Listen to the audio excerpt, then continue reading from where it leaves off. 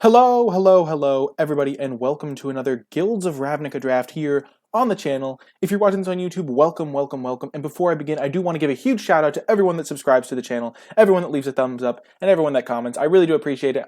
I enjoy interacting with the community, and we've created a nice little spot here on the YouTubes. But yeah, let's dive straight into the pack. We've gone back into the competitive queues because I just enjoy playing them more. For a variety of reasons. I'll cover those later, but let's just go through this pack. Midnight Reaper, I think this card's a pretty solid rare. It's not like, I mean, it's just 2-for-1 value all over the place. If they kill it, you get value. If it sits in play, it gets you some value. So I think Midnight Reaper is definitely the pick out of this pack. Book Devourer is too expensive to be good. The red decks want to be low to the ground, and Book Devourer just doesn't fit that strategy. District Guide is fine, but it is just a 1-2-for-1. This is like a lot more than just 1-2-for-1. Midnight Reaper is also splashable in Selesnya. After the Midnight Reaper, I think I would take the District Guide, and then after that, I think I would maybe take Sonic Assault, but the pack really drops off after that. Keep in mind, though, just because we did take a first pick black card doesn't mean we're going to overcommit to a black combination. We're not going to try and force ourselves to draft those. Looking at the rare, Response Resurgence isn't an insane card. It's like fine. The resurgence part is less relevant than you'd think because if you don't already have a good board state, it doesn't do a ton. Because sometimes First Strike doesn't give you a whole ton. But first, let's check the queue. Is there anyone famous in our pod? There's me, MTG Legend. Oh, drafting with Ben Stark. Let's go. Oh man, that's so hype. Maybe we can get paired against him. Nice. That could be a cool clickbait title, drafting with Ben Stark. No, that's way too clickbaity. Oh my gosh. But I think, okay, so I don't think this card's insane. It's definitely playable and it's versatile, so I like that part. But I don't think it's insane. I don't think Resurgence is all that good. I think Crawl Harpooner is quite good. It's one of my favorite cards in the set. It also sets me up to play Golgari, which is an underdrafted color combination in my opinion. Sunhome Stalwart is nice. I think it's good, but I think Crawl Harpooner might be a little bit better. And then Sky Knight Legionnaire is really good. So I think in this pack I go Crawl Harpooner, then Sky Knight Legionnaire, then Sunhome Stalwart, and then, quite honestly, Vidalcan Mesmerist, I think. Okie doke. So here we see a third pick, Swiftblade Vindicator. Could be a nice little signal that red-white is open. There's also a Glowspore Shaman, however, and Glowspore Shaman is incredibly key for the Golgari decks because it's one of the best ways to turn on Undergrowth at very low opportunity cost. This is why I don't like to get too hooked into an archetype early. This is definitely, for me, a pick between Swiftblade Vindicator and Glowspore Shaman. Direct Current doesn't really factor in because if I was going to take Direct Current, it pretty much implies abandoning these two picks because Black-Red and Green-Red aren't an archetype in this set. And Swiftblade Vindicator is just better than Direct Current, I think, in the good Boros decks, which I would be trying to draft. It's actually really crazy, the Swiftblade Vindicator pick here. Oh, man. Very, very tricky for me because the pro is that I may be getting a Boros signal, but the con is that Glowspore Shaman is incredibly good in Golgari, which is an underdrafted deck. I'm going to take the Glowspore Shaman. I think that, and the reason I'm taking the Glowspore Shaman, since this pack is a bit less interesting, I'll spend a little bit more time telling you my thought process.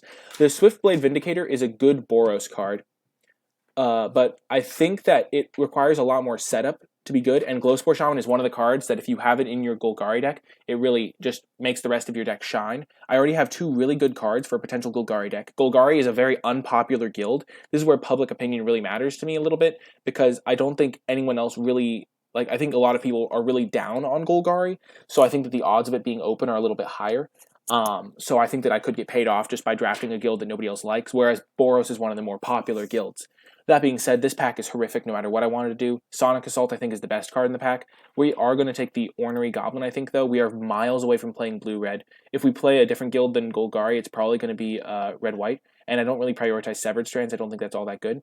So we are going to take the Ornery Goblin in case we end up wanting to play a Ornery Goblin, like a red Boros deck, but I'm not super optimistic about playing that. In this pack, Guildmage's Form is actually a rare that I'm pretty high on in the right decks. There are certain color combinations. Boros comes to mind that has quite a few good gold cards. The downside with it in Golgari is Golgari doesn't have a ton of great gold cards. Pitiless Gorgon is a gold card, but that's not really a card that benefits all that much from the extra +1/+1 counter. The other Golgari gold card, Erstwhile Trooper, is not very good, so you just don't want to be playing that one. Glowspore Shaman, getting an extra point of toughness to 2 toughness isn't that great. So because I'm in Golgari, it looks like I'm not going to take the Guildmage's form here. So that means the pick for me is between Burglar Rat, Pitiless Gorgon, and Guildgate, and I think the Burglar Rat is my priority here.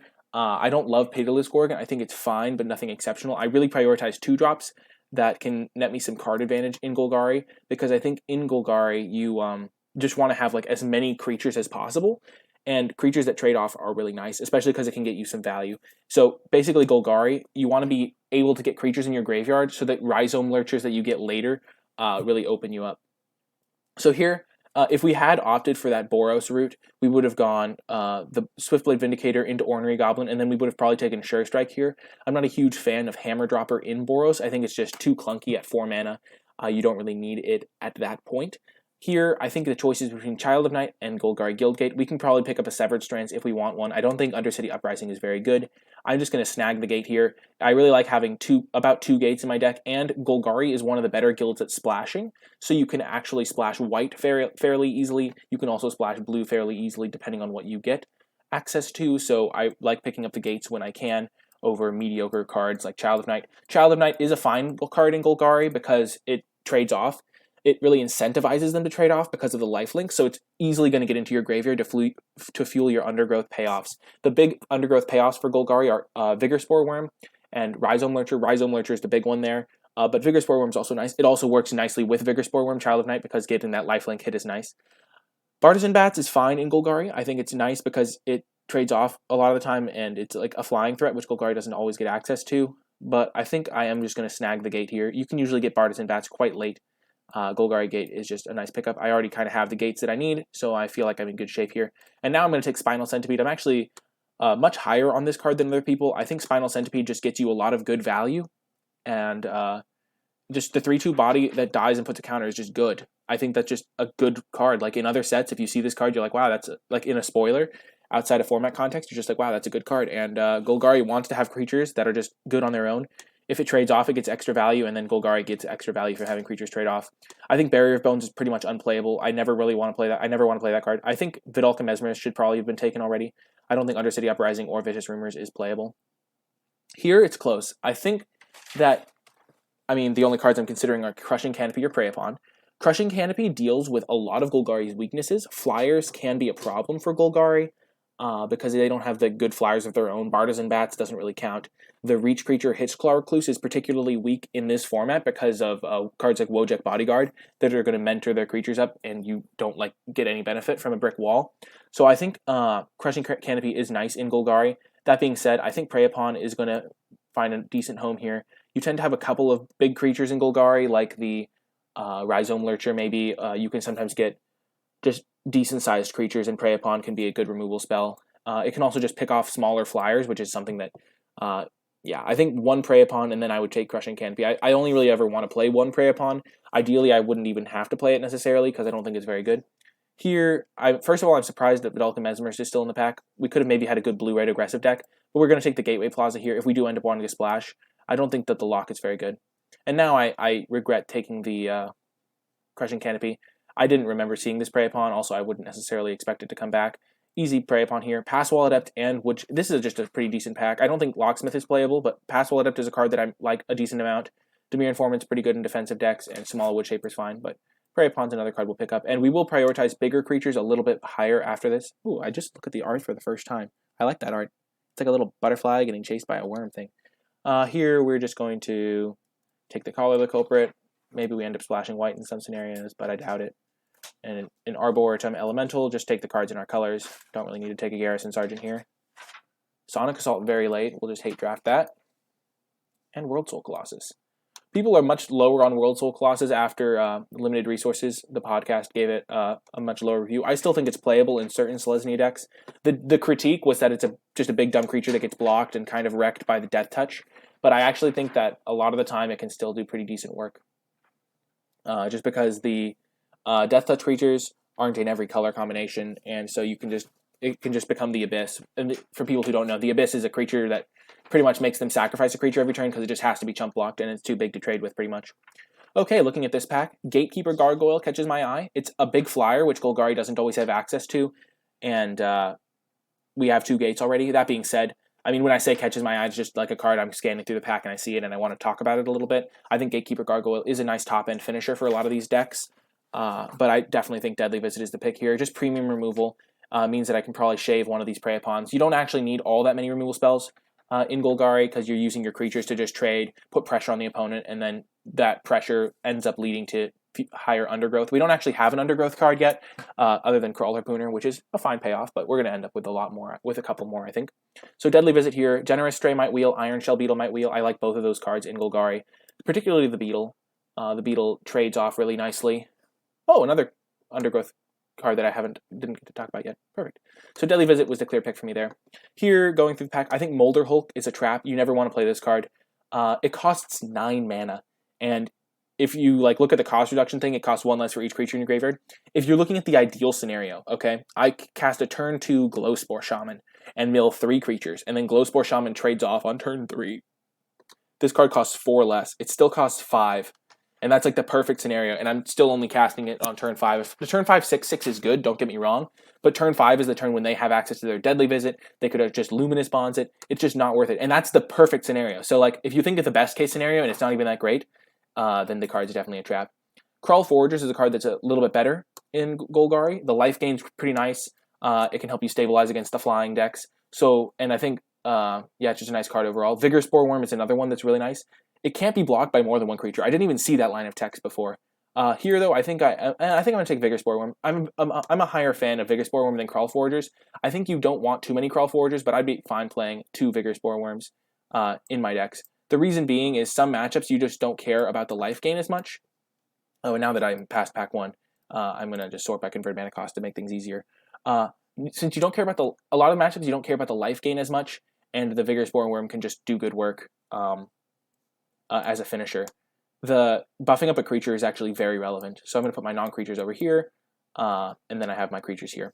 Here, the pick for me is between Vigor Spore Worm number 2 and Hired Poisoner. I think I'm just going to go with the Hired Poisoner. Also, Devkorin Dissident is a fine 2-drop. I like that Golgari often wants to play a mid-range game, and Devkorin Dissident scales into the mid-game quite nicely, because at 5 mana, it becomes unblockable for a couple turns, because they don't really want to suicide a creature to where you can just pump your guy. So it just kind of scales decently well. It trades off pretty nicely. So I like Devkorin Dissident for that reason. Hired Poisoner is really good in Golgari, though. It's a 1-drop, so you get on the board early, and then it just trades with everything and starts your Undergrowth early. So I really like Hired Poisoner. Now, nothing really in this pack. This is one of the reasons that green is worse in Guilds of Ravnica, and one of the flaws, I think, because you just look at the cards in this pack, and Darkblade Agent is a common card for Dimir, and this card is so much better than Molder Hulk that it's not even funny. And it might be that that Wizards is trying to push Molder Hulk for constructed, which it really isn't. It's not really part of a deck. Maybe in the future it will be, but this is one of the reasons why people don't love Golgari as much, because the uncommon payoffs. So I might be the only Golgari drafter at the table here, and the payoff I'm getting is Molder Hulk, whereas the payoff a Dimir player gets is a Darkblade Agent. Here I'm just going to take a Crushing Canopy. I might even main deck it. It's just flexible enough. It does enough stuff in a lot of the matchups that I think it's worth it. Arboretum Elemental is another reason green isn't as good. It's just 9 mana is so much. Both of these are 9 drops. Even though you can make them cost a little less, it's just hard to work. Arboretum Elemental is a fine sideboard card. I think maybe in some matchups, I've never sided it in, but I think in theory, it's a fine sideboard card. Okie doke. Looking at this pack, Sprouting Renewal is a sideboard card that is good in theory, in my opinion. The reason that a lot of people shy away from it in Golgari is because it's not a creature. So you use it, and then they end up being able to, it doesn't fuel your Undergrowth as much. But I still think Sprouting Renewal is a nice card. It can, if you have other Convoke synergies, in a vacuum, it's a nice card. In Selesnya, you can sometimes just cast it and get a creature for 2 mana, because if you do this on turn 4 alongside another 2-drop, you go 2-drop, Convoke out Sprouting Renewal, and get 2 2-drops. It's surprising to see Sky Knight Legionnaire still in the pack. I would think that the guy to my left would be in Boros potentially. There's also a Rock Charger. Here, though, we are just going to take the Golgari Guild Gate, I think. Having a 3rd gate is just really nice for mana consistency, and I think 3 is the max that I want, but I also think that 3 is a good number to have, especially with Gatekeeper Gargoyles still in the mix. Yeah. So here, the pick is between Hired Poisoner and Gatekeeper Gargoyle. Dowser of Lights is kind of a similar role to Gatekeeper Gargoyle, but Dowser of Lights doesn't... Dowser of Lights is just worse than Gatekeeper Gargoyle as a finisher because it doesn't have flying. I think it's actually like decently close between Hired Poisoner and Gatekeeper Gargoyle, but because I have 3 gates, this is going to come in as a 4/4 flyer, sometimes even a 5/5 flyer. If you imagine a scenario where you have 6 lands in play and you have 3 gates in your deck, 3 out of your 17 lands presumably are gates. So if you have a third of your lands in play, the odds of you having a gate are pretty high.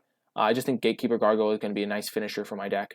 That being said, it is a 6-drop. I already have a 6-drop. I'm actually going to take Hired Poisoner. I talked myself out of it. The reason I'm going to take Hired Poisoner here over the Gatekeeper Gargoyle is I already have a 6-drop. There's another Vigor Spore Worm that might come back. I think Vigor Spore Worm is comparable to the Gargoyle as a finisher. Obviously, the Gargoyle is better, but the 1-drops are really just indispensable. They stall the ground out, first of all. They can start attacking in and just guaranteed trade off for something. I just think Hired Poisoner is really nice in this type of deck. And I think that the Gatekeeper Gargoyle is much better in a deck that's splashing, because even with 3 gates, a 6-mana 4/4 flyer is not inspiring. So here I'm going to just take the Urban Utopia if I want to splash, maybe. Could get another gate. I guess we'll take it. There's nothing else for us in this pack, but we're not going to start out with playing this gate. Wild Ceratok is a card that I'm fine playing. It's just a solid creature.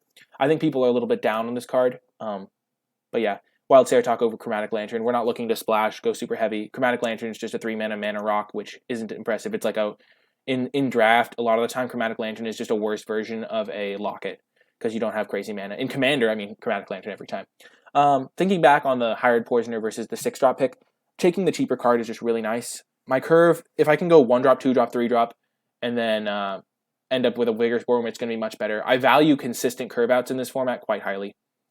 Oh, perfect. This is exactly what I was hoping. I think that nobody else really is in Golgari. I mean, look, when Molderholt came back, I mean, it's a sign. I mean, even Golgari players aren't taking that, as you saw. I think Krell Foragers is going to be really nice in this deck. I already have 9 creatures of my 12 cards, not including the lands, of course. But Krell Foragers is just going to do good work. I like having at least 1 copy of that. And now I get to have a Devkern Dissident, just a fine 2-drop. As I said, I enjoy the fact that it scales into the game.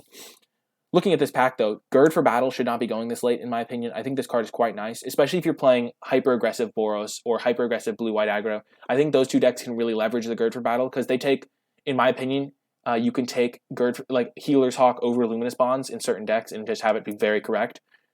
Just have your curve top out at 3 and just really go to town with stuff like that. We're just going to take the Radical idea, I guess. We'll take Maximize Altitude, it's a little bit better. Thinking about the, what was I going to say? I lost my train of thought. That's unfortunate. Hired Poisoner, I already talked about that. We'll take the Locket. Oh, I was thinking that oh man, another one. Yeah, nobody's playing my colors at all. I was thinking, yeah, Krell Forger is pretty solid. Was that what I was going to say? I don't know. Okay, looking at this pack, I think, oh, the Generous Stray didn't wheel from that 1 pack. Interesting. Looking at my curve here, my curve is pretty solid. I really like this deck so far. I think it's just a solid version of Golgari. I've had success with this type of deck in the past, and I think that this is a good version. Crawl Swarm is a card that I actually like in Golgari because it works well with Glowspore Shaman. Ideally, I would get a second Glowspore Shaman. I know it's a bit risky to hope for that. The funny thing is that if there was someone going for the... If instead of Boulder Hulks being opened, Glowspore Shamans had been opened, I probably would have gotten multiple copies of Glowspore Shaman, which is just unfortunate. Crawl Swarm, it's a fine card for this deck. I think it's a little bit better than Generous Stray. It just gives it the deck a flying dimension, which can be really key in certain matchups. I think it might be a little bit better than Dowser of Lights as a finisher. Wild Ceratok will probably wheel, Generous Stray might wheel, Wario Copy might wheel. We're just going to snag the Crawl Swarm. Camaraderie is a rare that I'm not impressed with. It's just underperformed. I've seen it win games on its own, but I've also seen it just sit in my hand, or I've seen people cast it to draw 1 card. I think it's just too hit or miss to be a consistently good limited card. Okie doke. Looking at this pack, I think Grasping Sundew is pretty bad. Having no power in limited is so bad. I can talk about that for a little bit because this pack doesn't really have a lot of things to discuss. No power in limited means that it has no pressure on the board for the opponent, even if it's a defender with some power. Like, let's imagine Wishcoin Crab had Defender. The opponent can't just, if they have 3 creatures, and the creature has some power, they can't just attack everything and push through damage with 2 of their creatures because your guy's going to eat 1. If I have a Grappling Sundew and my opponent has 3 2/2s, they're going to still get in 4 damage every turn. Whereas if I have a Wishcoin Crab, I know it costs more mana, so maybe that's not a fair comparison. But if I have like like a 2/4 defender for 3. That's like a pretty good card, I guess. Like, no, a pretty bad card, actually. I mean, 3 mana 2/4 is just fine. But like, if I had a 3 mana 2/4 defender, it can actually like trade with their creature, so they can't attack into it. This card they can always attack in. It may have reach, it may have some extra line of text that is super expensive, but I just don't think Grappling Sundew is worth playing. I'm gonna take the Wild Ceratok here. Just fill out my curve. I don't need another Dowser of Lights. Circuitous Route is pretty bad in my opinion. A couple, I think Beacon Bolt is a bit of a trap. It's kind of hard to get it to work in Limited a lot of the time. So, yeah, not the hugest fan of Beacon Bolt. Okay, looking at this pack, Pitiless Gorgon is fine. It's not insane, but it's definitely a card that I can take and play. I think I am going to take it over Child of Night. I think it's better than that just because guaranteed trading is really nice. Pitiless Gorgon just works pretty decently in this type of deck. When you're trying to use your creatures as removal spells, having answers to big threats is really nice, and Death Touch just kind of blanks big threats. Also, my Midnight Reaper is looking really good in this deck. So yeah, we're just going to take that. There's nothing really else for us in this pack. Circuitous Route, I think, is a card that you don't really want to play ever. It's also like bad in gates with infinite deck. Like it's just, yeah. Even if you're playing the gate deck, it's too slow a lot of the time. Like you can play 1 copy sometimes, but it's like still just too slow to do anything useful. I think Urban Utopia is much better in a 5-color deck. Child of Night might wheel, I don't know, but I'm just gonna take the Gorgon here. This is interesting. First of all, Whisper Agent is much better than Pitiless Gorgon, I think. The Surveil is very relevant. The 3 points of power is really nice. The Flash is really nice. That being said, I could take this opportunity to snag a Gatekeeper Gargoyle. That extra flying finisher could be nice. I don't think I'm going to take a Crushing Canopy. I don't really need a second one, I don't think. I think having access to one is enough. But this pick is interesting because Whisper Agent is nice, but Pitiless Gorgon is easier to cast. I do like Whisper Agent because it can fill your graveyard, filter your draws, just do a lot of good stuff. And it is looking like I'm going to be a heavy black deck, like because I do have the 2 hired poisoners. Gatekeeper Gargoyle is appealing, but I do have a decent amount of expensive stuff already. Also, sorry if my screen got a little bit red. That's just nighttime mode. I'll turn that off in a second. Pitiless Gorgon, Whisper Agent, Pitiless Gorgon. I'm going to take the Whisper Agent here. I think it's just going to do better work for me. And I'll turn off the nighttime mode. I'm sorry about that. Just something that I have to turn on automatically because I'm not always streaming at this time. I mean, like recording at this time. Okay, back to the packs. Okay, that's much better. Wow, we just whiffed. This is a empty pack. So I guess I took a good timing on abandoning ship on like this. Yeah, okay. This pack, I'll talk about some of the cards, I guess. I mean, I'm just going to take the Golgari Locket. I don't think I'm ever going to play this card, though, in my deck. Creeping Chill is unplayable and limited, pretty obviously. League Guildmage is a nice one. I think the copy effect is like really tricky to use for no reason. I think you can do this better ways. Like, I guess this is the like normal way of doing it, but it's just kind of annoying. The copy effect is annoying. Like maybe they could do like copy your next spell, like you pay like 3 and then copy your next spell. But that has flaws if you have counter spells. I think Dazzling Lights is fine, but not insane. Ooh, Vivid Revival. I've had good experiences with Vivid Revival in certain decks. This isn't one of the decks. I only have 2 multicolored cards. If you take this card early, you can try to play 3-color. It's really nice in Naya. It's really nice in Abzan. Those are the 2 places it shines the most, I think. That being said, I'm just going to take a Wild Ceratok. Vivid Revival isn't going to do anything for me. Wild Ceratox is just a fine 4-drop. I don't mind playing Wild Ceratox. The cards that you're playing in Golgari aren't like insane on their own. Also, it's very unlucky that we didn't get a Rhizome Lurcher, or we haven't seen a Rhizome Lurcher. We definitely should have probably seen one, I think, by this point in the draft. Undercity Necrolisk, not insane. We already have a couple Prey Upon. Maybe we side this in sometimes. I don't even think we'd ever want to do that. I don't think this card's insane. I think I'm just going to take another Prey Upon. There's some matchups where we'd really like a Prey Upon. Portcullis Vine. I like it a decent amount. It can sacrifice itself to get itself in the graveyard. It's some early defense. Might of the Masses is... oh, why is this in our deck? Yeah, we're not playing that. Might of the Masses is solid in, like, go wide decks, but not really as much in Golgari, because you want to be trading off, which makes that much worse. So we're just going to take the Vine. I like the Vine. Wario Copy is deeply mediocre, but we already have 3 Ceratoks. We don't really need another one. Probably not going to play the Okapi, but we'll take it. We'll just take that away from whoever wants to draft those. Just taking some cards. I guess if I was being consistent, I would have just taken the best card out of that last pack. So it may look like I don't have enough playables, but I definitely do. I have just like a couple prey pawns I can throw in from my sideboard. I have a Wario copy. I feel like I got a little bit unlucky. This is one of the downsides of drafting Golgari, obviously, is that you can just have drafts like this. I mean, now it just looks like Izzet is wide open, but I don't know exactly how I was going to end up in Izzet. It would have been a bit tricky. There was some late Sonic Assaults, but I don't think Sonic Assault is the type of card that makes you move into Izzet, because it's not even good in every Izzet deck. It's kind of odd, I think, the spot I was in. It was definitely a bit tricky because a bunch of the cards that I got early were nice, but then I honestly think that the good Golgari cards just didn't get opened, and which is just a little bit unlucky. So not always something you can do. Okay, I think we are going to maybe play the Arboretum Elemental in this deck. We have a lot of derpy creatures, but we do want to have ways to push through damage. It makes our prey pawns a little bit better. We have a lot of small creatures, so that's a card that we can play for sure, I think. Like, it's not great, obviously. It's actually, like, pretty bad, but we have these 3 gates, so we have 25 cards, so we need to make 2 cuts. I think we're definitely cutting a prey pawn. Not all of our creatures are very big. We have a couple Wild Ceratops. We have a decent, like, top end.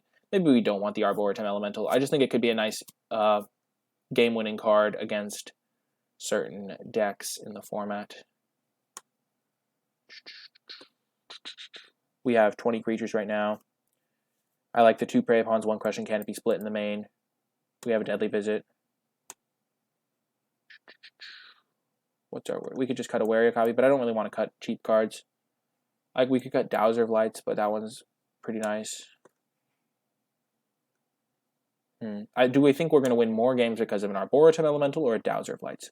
I honestly haven't tried Arboretum Elemental, so I might be too quick to judge it, but 9 mana is a lot. If I have 3 creatures in play, it costs 6 mana, and a 6 mana 7/5 hexproof is actually pretty good. And I have a nice like distribution of creatures. I can gum up the board pretty decently as well. And I don't have all that many undergrowth payoffs. Maybe there was another Golgari drafter that was snapping up all the undergrowth payoffs.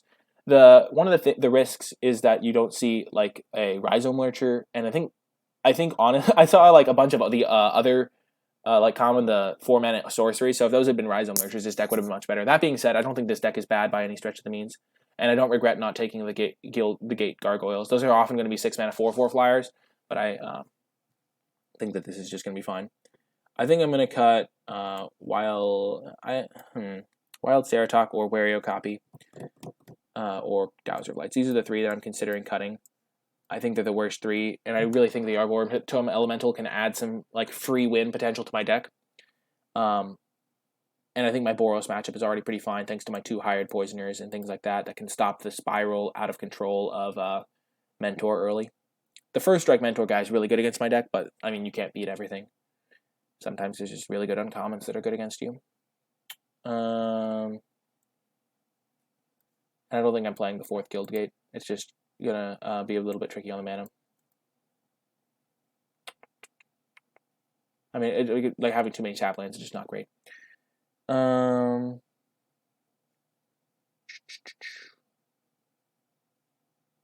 I could just cut Portcullis Vine. I think I'm gonna cut Portcullis Vine. It doesn't do a ton in this deck, and because I don't have the undergrowth payoffs early, my undergrowth payoffs just care about creature trading, so Portcullis Vine isn't really necessary for me. I think that's gonna be nice. So by color, yeah, we're just gonna have this is a double black card. We're just gonna have 1 extra forest, I think. Definitely not running an island. 7/7. Oh, I guess we have an even split. Okie doke. So this is gonna be the deck, and I hope you'll stay with me for the matches. Hello and welcome to round 1 with this Golgari mid-range deck. We got matched up against Smith B. I saw the logo, and that's the logo Ben Stark uses on Magic Online, so I thought maybe we got paired against him, but not today, I guess. This hand doesn't look like much, but we're going to keep it. It's just a fine hand. It has a mix of... It has 2 spells. They're both like relatively expensive. We're on the draw. We have some expensive stuff in our deck. I think it could definitely work out. I mean, obviously, if we draw a land, it's going to be pretty bad, but mulliganing isn't going to be great either, so. Yep, it happens sometimes. We can still definitely draw out of this. Starting off with a bunch of lands isn't great, but our opponent's not off to the best start either. And that was the worst possible 2 draws in our deck, so hopefully we can turn things around with our next draw step. Okay, Sky Knight Legionnaire. Not a huge problem for us. We just need to draw a spell. Unfortunate. It happens to everyone, though. I mean, you can't control your draw step. I mean, you can sometimes, but, like, I can't control the draw step here.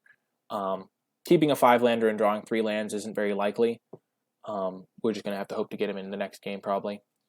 Tajik, yeah, this game's over. I mean, I could definitely have, like, a combination of cards where I win and him having nothing, but he didn't have a play for the first 2 turns of the game, so he probably has a lot of, like, expensive cards in his hand, which are high impact. He doesn't have any, like, useless 2-drops in his hand, like, crowding him. I mean, yeah, it would have been nice to see you a while ago, buddy.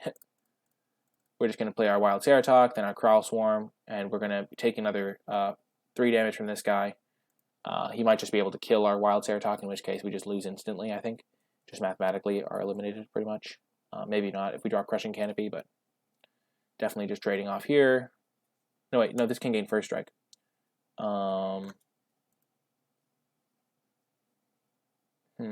Yeah, we can't. We're not going to block. We're just going to take the damage. Wow. Yeah, that's game. Not a great series for us, but we'll bounce back in game 2. A Porculus Vine isn't very good in this matchup.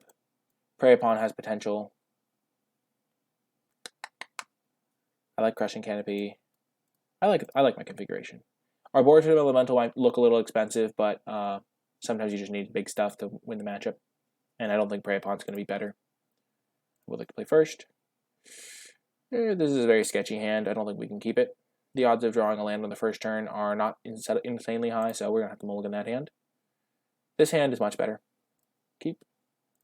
Right at the bottom. We have a 2-drop that's nice. And Midnight Reaper to follow up to gain back some card advantage. Crushing Canopy can kill some of his stuff. Perfect. Hitting that land drop is really nice. Knowing that I'm going to be able to play my Midnight Reaper on turn 3 is great. Yeah, okay. Nope. No.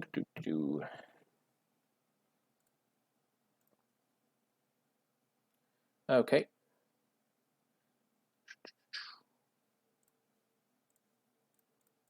Definitely want to play my Midnight Reaper, and then I will be willing to trade off here. I do end up drawing a card. It gets rid of pressure that he has on the board, which is definitely good. So, like, I trade a 3-2 for a 2-1, but I end up positive because I fuel my graveyard. I already have an answer for flyers in my hand, and I draw through my deck a little bit faster. So, like, essentially, we traded creatures, but I also drew a card, so. Okay, that's a card that I'm going to have to kill. Not immediately. Actually, maybe immediately. It's actually really close here on whether or not I want to deploy the Wild Ceratok first. The card that I'm most afraid of him playing is Tajik. He gets in for 5 damage then.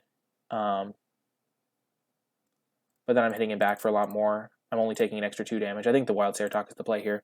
Also, if I draw a 2-drop, it's just more efficient this way. Okay, yeah, Hammer Dropper. This is why Hammer Dropper's bad. It's just not going to do a ton here. Okay, so we're going to hit him for 7. Then we'll wait till his beginning of combat to Crushing Canopy the Rock Charger.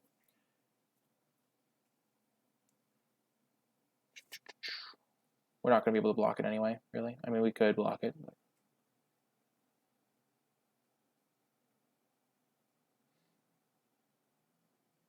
we were going to do this in case he wanted to play a Gird for battle or something like this. But as it is, we don't really care. He can't give his guy indestructible. There's not an indestructible combat trick. Unless he's playing the white-green one, but we're not going to play around that rare. It's a Selesnya rare. You don't really play it for the combat trick aspect. And here we've got him on a very low life total. I I think we've played this game pretty well. Oh, this works out really nicely. Vigor Spore Worm, buff up the Midnight Reaper so that he can't block it. I really like Vigor Spore Worm. I'm definitely glad that I have a Vigor Spore Worm over a 6 mana 4/4 flyer here. And Vigor Spore Worm has a lot of upside too. He can't really block it very well. We're not going to play around him having double Sure Strike. I just don't think we're going to block.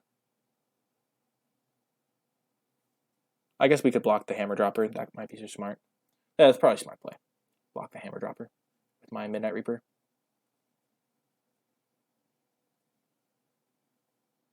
I think this is pretty much exactly what our deck wants to do. Play creatures on curve. Trade with trade in combat.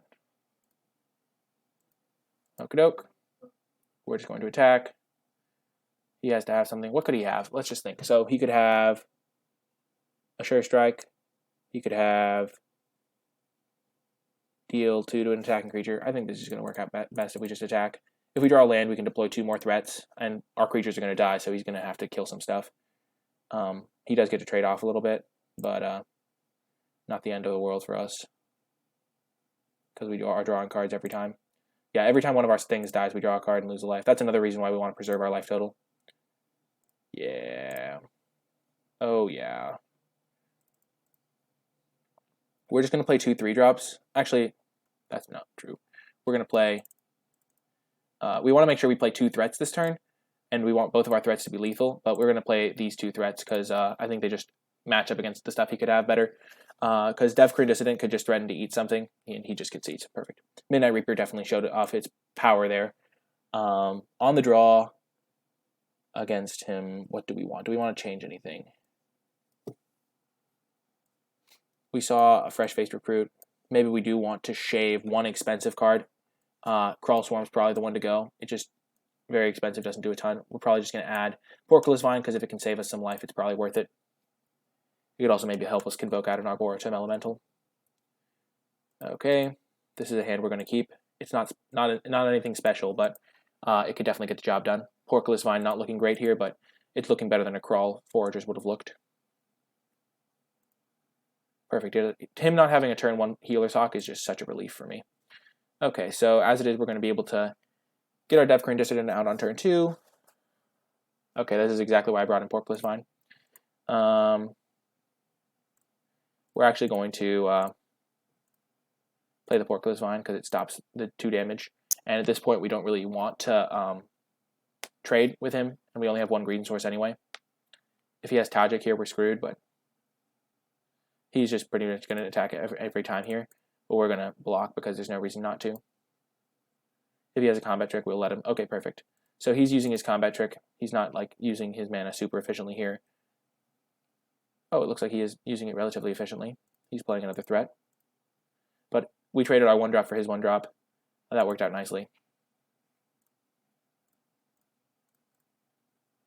This is the games where our Arboretum Elemental looks really bad. But he only has 3 cards in hand. We really like trading resources with him. We're going to trade these 2 guys off. We don't really care that the 10th, the Devkrin Dissident is better. Then we're going to hope to draw a creature this next turn. Swamp, not going to do it, but we do. He only has 2 cards in hand, and they're not like super good threats. Our Deadly Visit is really going to set us up well, and our Arboretum Elemental is just going to close the door on anything he could do, especially combined with this Prey Upon. We might even just okay. Draw a step. Okay, we are going to Deadly Visit this turn. We're going to Deadly Visit the Fresh-Faced Recruit just because it's more damage. We don't care about him gaining life. Top that, graveyard that. Also, now that a bunch of our creatures can use the Prey Upon to fight the Healer's Hawk, which is really nice. So next turn we are going to Spinal Centipede Prey Upon.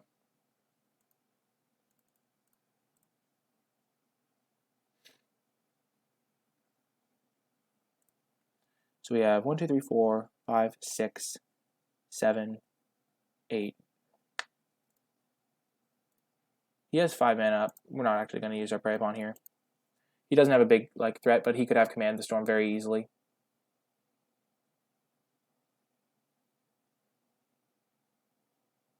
And he doesn't know that the Arboretum Elemental is coming. The Arboretum Elemental is coming. He's off to a very bad game here. He's flooding very badly. Swathcutter Giant is good. Definitely a nice card for him to have there. Land 5, 6, 7, 8. Yeah, we can't play it yet. Wild Ceratok. Now that he's tapped out, we are going to use our fight spell. Kill this guy. He only has 1 card in hand. It's tricky on whether or not to go for the double block here. 1, 2, 3, 4, 5, 6, 7, 8, 9. I don't think we want to go for the double block really, because it just trades with both our guys, and our Arboretum Elemental can trade with this guy anyway for like no threat. Oh my gosh! Now we need to draw a land. Yes! The first time ever that land 8 was actually good. Wow. The fact that we're happy to draw our 8th land is so sad.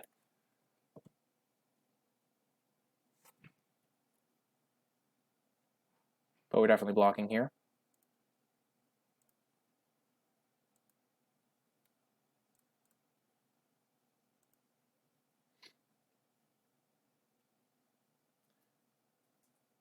Okay, so that's a different direct current. So we're at a functional 5 life here, so we can't afford to take too many hits. That was a horrific draw. This is one of those games where I would rather this was a Gatekeeper Gargoyle. Obviously, early on, I would have rather had the Hired Poisoner though. So keep in mind that he has 2 direct currents, so any of our smaller creatures aren't very good. Our best draw is definitely the Crawl Foragers. It'll gain us about 4 life, 5 life actually. Oh god. Oh man.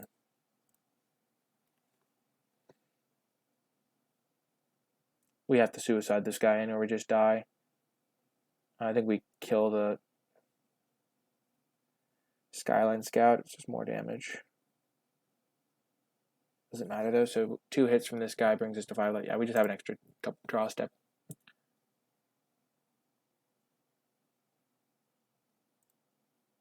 I guess we could have attacked first, but those were not good draws for us. Oh my gosh. Oh my god. Okay, so opponent had no cards in hand, essentially, and they like, oh my gosh. That was a sequence for sure. We even drew the card we needed, but he drew Light of the Legion, so it doesn't even matter. Oh my god. Notice, we gained 7 life off that Crawl Foragers. Oh my gosh. That was like, these are the types of games where you can't like even be too mad. Like his last 4 cards, I mean, we drew 8 lands. I mean, this card didn't do very good work, but his last 4 cards were he had Swathcutter Giant into Direct Current, Skyline Scout, into top deck Rock Charger, into top deck Light of the Legion. It's just like I can't possibly beat that with me drawing like Hired Poisoner into Prey Upon. It's just not possible. Really unfortunate, but that's the nature of the game sometimes. Yeah, this is over. GG's opponent. I mean, they weren't really that good because we kind of crushed him and then he crushed us, but yeah, that's going to do it for this video. I hope you enjoyed it. If you did, be sure to click that thumbs up and subscribe to get updates for whenever I post new content. If you want to point out where I went wrong, or if you had a different idea on where I could have made a better play or different thing to do in the draft, just let me know in the comments section down below, and I will gladly respond with my thoughts or answers. But that's going to do it. I hope you enjoyed it, and I'll talk to you next time.